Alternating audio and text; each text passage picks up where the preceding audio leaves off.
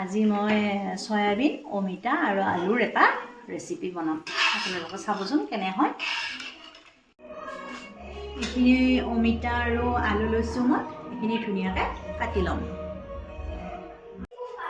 মই অমিতা আৰু আলুখিনি ভালদৰে ধুই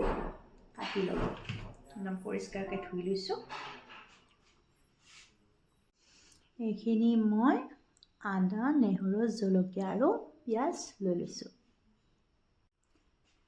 মিক্সি জাৰত এইখিনি ভালদৰে মিহি কৰি ল'লোঁ এনেকৈ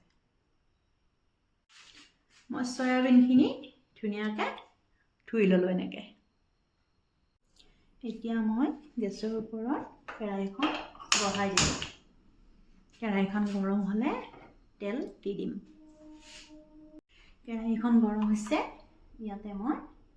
তেল দি দিলোঁ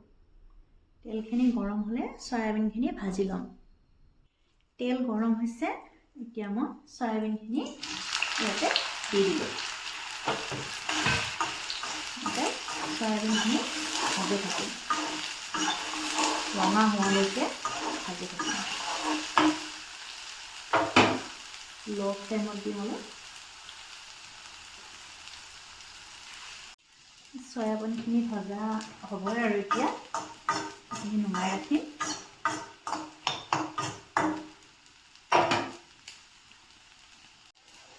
সয়াবিনখিনি এতিয়া নমাম মই ভজা হৈ গ'ল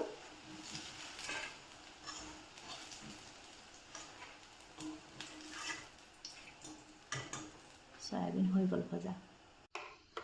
এতিয়া মই কেৰাহীখনত তেল দি দিছোঁ তেলখিনি গৰম হ'লে আলু আৰু অমিতাখিনি দি দিম তেল গৰম হৈছে এতিয়া ইয়াতে মই কাটি ৰখা আলু আৰু অমিতাখিনি দি দিম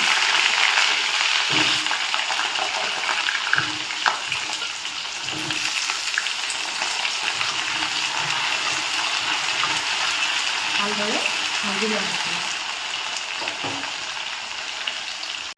ঢাকনিখন লগাই দিম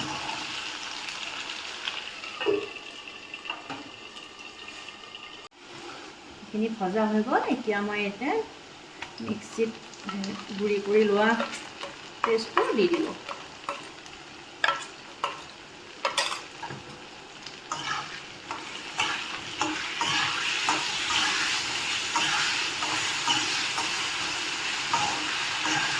হোৱালৈকে ভাজি থাকিম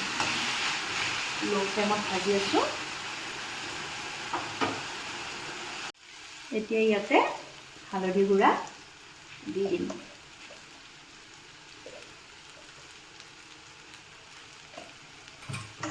হালধি গুড়া দি দিলোঁ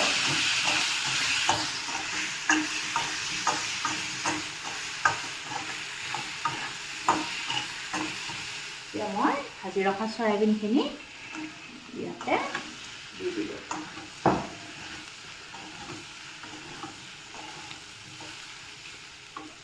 ইয়াতে অলপমান মই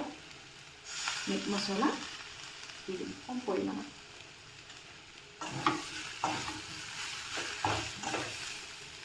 অলপমান পানী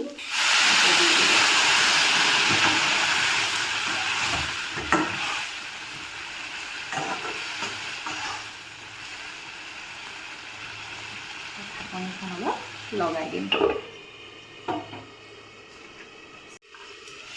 এইখিনি ভজা হৈ গ'ল এইখিনি এতিয়া মই কুকাৰত দি দিম এইখিনি মই কুকাৰত দি ল'লোঁ ইয়াতে মই জোখমতে পানী দি দিম আৰু নিমখখিনি এতিয়া দি দিম এইখিনি নিমখ দি দিলোঁ ইয়াতে মই 5টামান চিটি মাৰিব দিম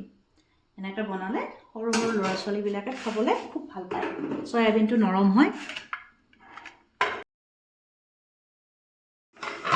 এইখিনি হৈ গ'ল 5-6টা চিটি মৰা হৈছে এইখিনি মই আলু আৰু অমিতাখিনি এনেকৈ ভাঙি দিম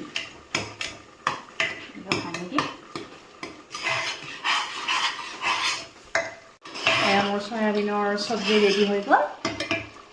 এতিয়া নমাই ৰাখিম আৰু এয়া মোৰ চয়াবিনৰ চব্জি ৰেডি হৈ গ'ল কেনে হৈছে জনাবচোন